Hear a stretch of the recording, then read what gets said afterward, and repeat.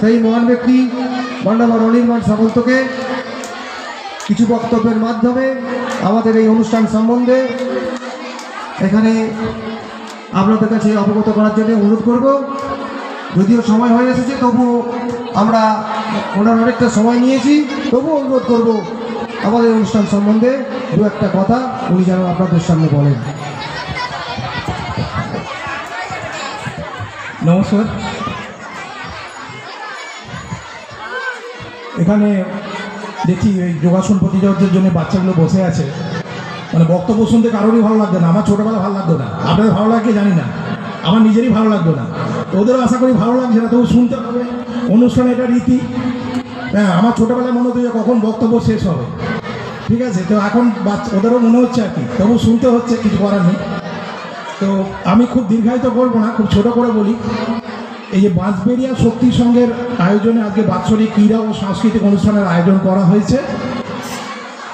এটা এখানে যারা উপস্থিত আছেন, প্রথমেই আছেন আমার খুব আদর্শ একজন মানুষ, জীবনে যাকে আদর্শ করে পথ চলা, পশ্চিমবঙ্গ সরকারের সেই মাননীয় যুগ্ম সচিব মাননীয় অশোক কুমার ব্যাবর্ত মহাশয়, যার আমন্ত্রণে আমি শক্তি সংঘের অবশ্যই কালীশঙ্কর বাবুর আমন্ত্রণ করেছিলেন, যার আমন্ত্রণ ফেলা আমার পক্ষে নয়, আমার ধারণা কারো পক্ষেই সম্ভব নয়। আমি একটা সামান্য মানুষ ওনার কাছে, তো আমি ওনার আমন্ত্রণে বিশেষ করে এবং সংঘের আমন্ত্রণ উপস্থিত হয়েছে। এখানে পাশে আছেন SBI দেউলটি ব্রাঞ্চের ম্যানেজার ম্যাডাম আছেন এখানে, এবং মঞ্চে আছেন বহু গুণী ব্যক্তি, বহু শিক্ষক বা বহু বয়স্ক সিনিয়র মানুষ, যাদের আমি আন্তরিকভাবে শ্রদ্ধা। আচ্ছা, কাদবপুর হাইস্কুলের প্রধান শিক্ষক উপস্থিত আছেন এবং সাথে বহু মানুষ আছেন। কালীকিঙ্কর বাবু তো ভীষণ ভালোভাবে সঞ্চালনা করছেন। আচ্ছা, খাটাপুর প্রাথমিক বিদ্যালয়ের মাননীয় প্রধান শিক্ষক মহাশয়। আচ্ছা, খাটাপুর প্রাথমিক বিদ্যালয় ইংরাজি শিক্ষক। আচ্ছা, ও পাশে আছেন যে বাংলা ইংরাজি বহুগুলি শিক্ষক। বাঁশবেড়িয়া প্রাথমিকের প্রাক্তন প্রধান শিক্ষক মহাশয় আছেন। আচ্ছা, সঙ্গে দুজন প্রবীণ সদস্য আছেন, যাদের আমি শ্রদ্ধা এবং নমস্কার জানাই। আচ্ছা, অনুষ্ঠানের যারা মানে অভিভাবক তারা শুধু উপস্থিত আছেন, তাদের সকলকে শ্রদ্ধা, আন্তরিক শ্রদ্ধা, কৃতজ্ঞতা এবং নমস্কার জানাই। যাদের অক্লান্ত পরিশ্রম ছাড়া, মানে আমি বলছি এটা একটা গ্রামই বলুন, অত্যন্ত গ্রামই তো যাদের একটা গ্রামের মধ্যে এইরকম একটা অনুষ্ঠান করতে গেলে অর্থনৈতিক সাহায্য ছাড়াও কতটা অক্লান্ত পরিশ্রম, কতটা ডেডিকেশান, কতটা উৎসর্গ এবং কতটা আগ্রহ থাকলে তবে এত বড় অনুষ্ঠানের আয়োজন করা হয়, সেটার জন্য ওনাদের একটা ধন্যবাদ, কৃতজ্ঞতা জানাই। আপনারা সবাই মিলে ওনাদের জন্য একটা হাততালি দেবেন, যে কতটা শৃঙ্খলা থাকলে। সাথে অবশ্যই ধন্যবাদ, কৃতজ্ঞতা জানাবো দর্শকদের, গ্রামবাসী বৃন্দদের, যাতে এত ওদের সাথে সহযোগিতা না করলে এই অনুষ্ঠানটা সম্ভব হতো না। আপনাদের অক্লান্ত সহযোগিতায় 3 দিন ধরে এই অনুষ্ঠান যার আজকে উদ্বোধন হচ্ছে, এবং সবচেয়ে বড় কথা গ্রামবাসী বৃন্দ যারা উপভোগ করছেন এখানে, ধরুন না ক্রীড়া, অঙ্কন, যোগাসন, নৃত্য, আবৃত্তি, মানে পড়াশোনার পাশাপাশি যেগুলো থাকা দরকার, শিশুদের মধ্যে যেগুলো প্রতিভা আছে সেগুলো ফুটিয়ে তোলার জন্য তারা চেষ্টা করছেন, অভিভাবকরাও চেষ্টা করছেন। এবং সেই জন্যে একদম গ্রাম থেকে মঞ্চের মধ্যে আমরা শুরু করি, তারপর বড় জায়গায় যাওয়াটা নির্ভর করে তার পারফরমেন্সের উপর। তাই সেই শুরুটা করার সুযোগ ওনারা করে দিয়েছেন, যে পড়াশোনার পাশাপাশি এগুলো থাকার খুব দরকার এখনকার দিনে। শিশুদের, পরবর্তী প্রজন্মের সংস্কৃতি মনোভাবাপন্ন হওয়াটা খুব দরকার, এবং তার পাশাপাশি সমাজসেবামূলক বিভিন্ন কাজ। আমার বলতে খুব ভালো লাগছে যে আমি এখানে উপস্থিত হয়েছি, নিজে একজন চেষ্টা করি একটু সমাজসেবা করার অবশ্যই।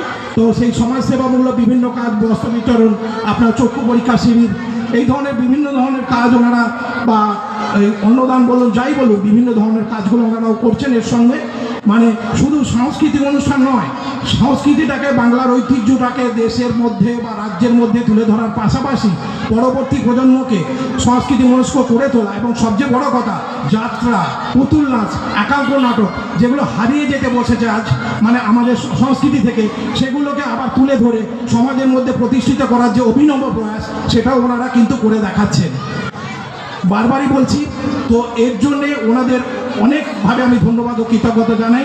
একটু আগে স্যার বলছিলেন যে আমি হয়তো, আপনারা জানেন অনুষ্ঠান কিভাবে বড় ছোট হয় আমি জানি না, মানে আমি হয়তো ব্যাংকক থেকেও মানে আপনাদের সকলের আশীর্বাদ বা ভালোবাসায় ব্যাংকক থেকে অ্যাওয়ার্ড নিয়ে এসেছি, বা জাতীয় স্তরের অ্যাওয়ার্ড পেয়েছি, বা নেপাল থেকেও অ্যাওয়ার্ড পেয়েছি, কিন্তু আমি মনে করি পুরস্কারটা বড় কথা নয়, পুরস্কার শুধুমাত্র উৎসাহ প্রদান করে কাজের ক্ষেত্রে, পুরস্কার আপনাকে এগিয়ে যেতে সাহায্য করবে। শিশু বয়স থেকে যারা পুরস্কার পেতে সবারই ভালো লাগে, কিন্তু তার সঙ্গে সঙ্গে কাজের প্রতি দায়বদ্ধতাও কিন্তু বৃদ্ধি পায়। সুতরাং আপনি আরও ভালো কাজ করবেন, আরও ভালো সমাজের মানুষের পাশে থাকবেন, এই মানসিকতাটাও তৈরি হয়। আমিও চেষ্টা করি আপনাদের ভালোবাসার সাথে আছে বলেই, বা মানুষ আমার সাথে আছেন বলেই, ঈশ্বর আমাকে সেই সুযোগটা দিয়েছেন বলে, ঈশ্বর সবাইকে সুযোগটা দেন না মানুষের পাশে থাকার, তো আমাকে হয়তো সুযোগটা দিয়েছেন মানুষের পাশে থাকার, মানুষের জন্য কিছু করার। অসহায় বা দুস্থ মানুষ বা স্কুলের ছাত্রছাত্রী যারা পড়াশোনার অভাবে, অথচ মানে মেধাবী ছাত্রছাত্রী যারা পড়াশোনার অভাবে এগোতে পারছে না, তাদের সাহায্যার্থে পাশে দাঁড়াবার সুযোগ আমাকে দিয়েছেন। এই জন্য আমি নিজে ধন্য এবং গর্বিত। আপনারা আশীর্বাদ করুন সারা জীবন মৃত্যুর আগের দিন পর্যন্ত আমি যেন এই কাজটা করে যেতে পারি, তাহলে আমি ধন্য হব। আমি আরেকবার বলি যে এই যে অনুষ্ঠান বড় ছোট বলছিলেন, এর কোনো তুলনা হয় না। আজকে বাঁশবেড়িয়া শক্তির সঙ্গে এসে আমি যে আন্তরিকতা পেয়েছি, ওনাদের যে উদ্যোগ দেখলাম, সেই উদ্যোগকে কুর্নিশ জানাবার ভাষা আমার জানা নেই, ওনাদের পরিশ্রমের মূল্যায়ন করার ভাষা আমার জানা নেই। আমার মনে হয় বিদেশের যত অনুষ্ঠান থেকে আমি যা পেয়েছি, যা আন্তরিকতা বা যেগুলো পেয়েছি, সেগুলো সবই বোধহয় ম্লান হয়ে গেছে এই অনুষ্ঠানের কাছে। সুতরাং এই অনুষ্ঠানে আসতে পেরে আমি নিজে ধন্য গর্বিত হচ্ছি।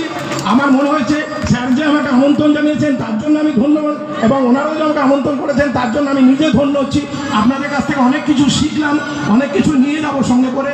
অনেক আন্তরিকতা আমাদের মুগ্ধ করলো, জীবনে অনেক কিছু শিখি প্রতি অনুষ্ঠান থেকে, প্রতিবারের মতোই। তবে আমি প্রত্যেককেই বলি, শিশুদের বলি, অভিভাবক এখানে অনেকেই আছেন, শিশুদের উদ্দেশ্যে বলি,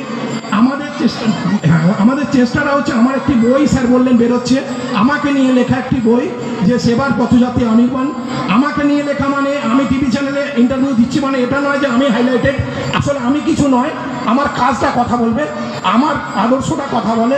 তো আমি চাই মানুষের ভাবধারাটা পরিবর্তন হোক, সামাজিক মানুষ হোক, মানুষ সামাজিক মানুষ হোক, মানুষ সংকীর্ণ মনা থেকে আমরা যে আজকে তৈরি হয়েছি, সেটা থেকে একটু প্রশস্ত মনে, উদার মনের মানসিকতা তৈরি হোক।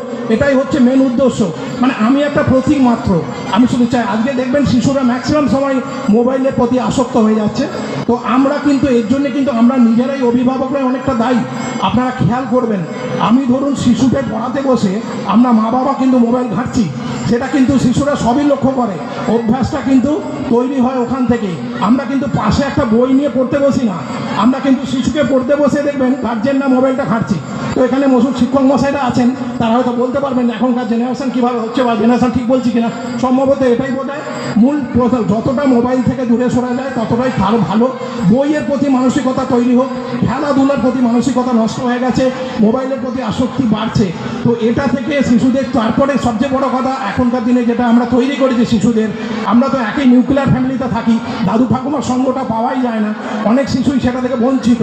সুতরাং আমরা কিন্তু চেষ্টা করি যে মানে একা একা থাকার একটা অভ্যাস, শিশুদের মধ্যে গ্রুমিংয়ের মানসিকতা কম, দলগত ভাব, স্বার্থপরতা আমরা নিজেরাই তৈরি করছি। কিন্তু আমরা নিজেরাই দায়ী। আমরা কিন্তু স্কুলে গিয়ে টিফিনটা ভাগ করে খেতে শেখাচ্ছি না, যে স্কুলে গিয়ে অন্য বন্ধুদের সঙ্গে টিফিনটা ভাগ করে খেতে হয়, সেই শিক্ষাটা কিন্তু আমরা দিইনি। তখনকার দিন আমাদের মধ্যে ছিল। সুতরাং পরবর্তী প্রজন্ম কী পাবে? পরবর্তী প্রজন্মকে আমরা একটা ভালো সুস্থ সমাজ, সুস্থ সংস্কৃতি যদি উপহার দিতে চাই, তাহলে আমাদের তাদের বই পড়ার প্রতি অভ্যাস তৈরি করতে হবে, খেলাধুলার প্রতি আকর্ষণ বাড়াতে হবে, নাচ গান আবৃত্তি যেগুলো এনারা করছেন সেগুলোর প্রতি আকর্ষণ যাতে বাড়ে, সেগুলো পড়াশোনার পাশাপাশি সেগুলোর প্রতি আমাদের অভিভাবকদের দায়বদ্ধতা করতে হবে। একটা শিশু দেখবেন, আমরা সবাই চাই সব বিষয়ে ফার্স্ট হোক, এটা হয় না কখনো। আমরা ছোটবেলা হয়েছি, একটা শিশু নাচও ফার্স্ট হবে, গানও ফার্স্ট হবে, কবিতা আবৃত্তিও ফার্স্ট হবে, পড়াশোনা তো কোনোদিন হতে পারে না। প্রত্যেকটা শিশুর মধ্যেই প্রতিভা আছে, আমরা ধরতে পারি না। আমি হিন্দিতে 3 ইডিয়টস সিনেমাটা ছিল, দেখে থাকেন, কেউ দেখবেন হয়তো। প্যাশন আর প্রফেশন, পেশা আর ভালোবাসার জায়গা দুটো যদি এক না হয় তাহলে কিন্তু কখনো হবে না। আজকে লতা মঙ্গেশকরও কিন্তু পৃথিবীর মধ্যে সবাই নামটা জানেন, সচিন তেন্ডুলকরের নামটাও সবাই জানেন, কিন্তু তারা কিন্তু কেউই পড়াশোনা ভালো ছিল না। সুতরাং এমন নয় যে আপনার ছেলে খেলে একটা পেলে তৈরি হবে না, বা কেউ গান করে একজন লতা মঙ্গেশকর আবার তৈরি হবে না, কে বলতে পারে, বা কেউ একজন আঁকায় খুব ভালো শিল্পী তৈরি হবে না, সেটা তো আপনারা কেউ জানেন না। কিন্তু সেটা শিক্ষকরা সহযোগিতা করবেন, শিক্ষক মশাইরা। আপনাদের দায়িত্ব সেই প্রতিভাকে তুলে ধরা। অনেক গার্জেনই দেখবেন বলেন যে শিশুরা হচ্ছে, আমার শিশুটা দুষ্টু, অন্যটা বেশ ঠান্ডা, আমার শিশুটা বদমাইশি বেশি করে, তা নয়। প্রত্যেক শিশুর মধ্যে কিছু না কিছু গুণ আছে, আপনি ধরতে পারছেন না। আপনাকে শিক্ষক মশাইরা সহযোগিতা করবেন। আপনি সেটা যদি সেই পথে তাকে চালনা করতে পারেন, অবশ্যই একদিন সে ভারত কেন বিশ্বের দরবারে শ্রেষ্ঠ আসন লাভ করবে। আমাদের মানসিকতা থাক, আমরা মানুষের জন্য মানুষের পাশে থাকবো, একটা শিশু শুধু এডুকেট হওয়াটা বড় কথা নয়, ভালো মানুষ হওয়াটা বড় কথা। আমি যে সেন্ট জেভিয়ার্স কলেজের ছাত্র, সুতরাং ফাদার একটা কথা বলতেন, we don't create educated person, we create human beings. খুব দামি কথা। আমি আশা করব পরবর্তী প্রজন্ম যারা এখানে শিশুরা বসে আছেন, গ্রাম থেকেই কিন্তু অনেক লোক অনেক জায়গায় নাম করেছে, যেটা কিন্তু শহর থেকে করতে পারেনি। গ্রামের ছেলেরা এমন পড়াশোনা করে দেখিয়েছে, তারা আজকে বিদেশের বহু জায়গায় প্রতিষ্ঠিত। সুতরাং আশা করব ভালো মানুষ হোক, বড় মানুষ হোক, দেশের দশের কাজে লাগুক এবং পৃথিবীর মুখ উজ্জ্বল করুক, সেরকম একটা সুস্থ সমাজ পরবর্তী প্রজন্মকে যেন আমরা উপহার দিতে পারি, সেই আশা নিয়ে সকলকে নববর্ষের শুভেচ্ছা জানিয়ে আমার বক্তব্য শেষ করছি। সবাই ভালো থাকুন, সুস্থ থাকুন। ধন্যবাদ।